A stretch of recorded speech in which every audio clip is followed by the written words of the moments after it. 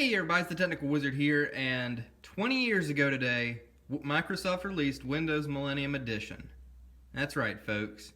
Today we're going to be taking a look at Windows Millennium and discussing some of its history and features. And to make this video even better, I decided to use an era-appropriate computer. We're not doing this on a virtual machine. We're going to be using the Compaq Presario 7000. And we got the big old box screen to make this even more nostalgic, clicky keyboard, rollerball mouse. So without further ado, let's go ahead and power it up.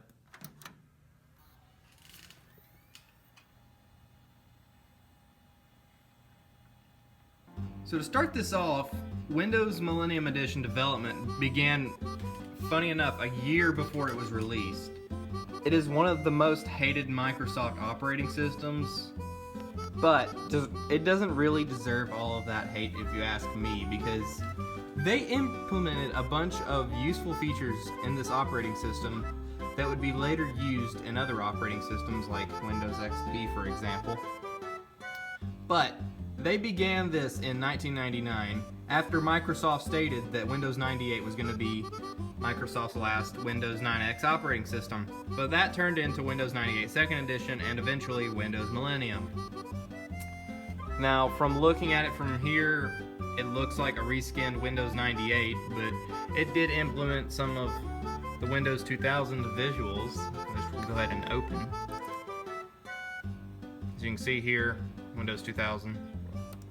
And it did introduce system file protection and system restoration, whatever it is. There we go, system restoration. And Windows Media Player 5 point something, I can't remember exactly what it is. Oh, and here's one. For any of y'all that remember Microsoft Internet games, that went on in Windows XP and I think Vista. But the one feature that they added that was widely hated was the removal of Real DOS. They did this to decrease loading times, but at the same time, people wanted that, and it was just hated. And the one gripe that most people had with Windows Millennium was its slowness and the frequent crashes. This was actually one of the most shortest-lived Windows operating systems ever, being released on September 14th, 2000, and mainstream support ended December 31st, 2003, and the end of life was July 11th, 2006. So this operating system didn't even make it 6 years before it was killed, and 1 year it was succeeded by Windows XP. Now, as for my experience with Windows ME, I never really knew it existed until year 2013, because before then, I knew that Windows 98 and 95 existed because I used to want a Windows 98 computer when I was younger for some reason. But in 2012, I believe, that was when I first got my first old era Windows machine. It was an IBM PS Value Point 425SX, which ran Windows 95.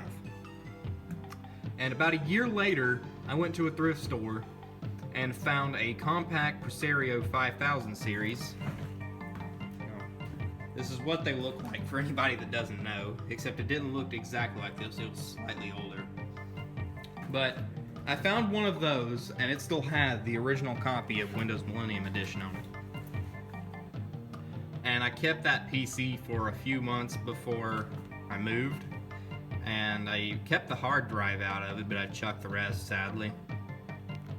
But as long as I had it, I didn't have it crash once on me, and that's saying something. Heck, I even hooked it to the internet and just played games on it and whatnot, but that was back when I was younger and I didn't know as much about computers, but that was then and this is now. So I want to make this short. I didn't want to make it too long for you guys, but I hope y'all enjoyed this short video about the history and features of Windows Millennium Edition, as well as my personal experience. As always, if you enjoyed, be sure to like, comment, and subscribe for more, and I'll be seeing y'all later. This is the Technical Wizard, signing off.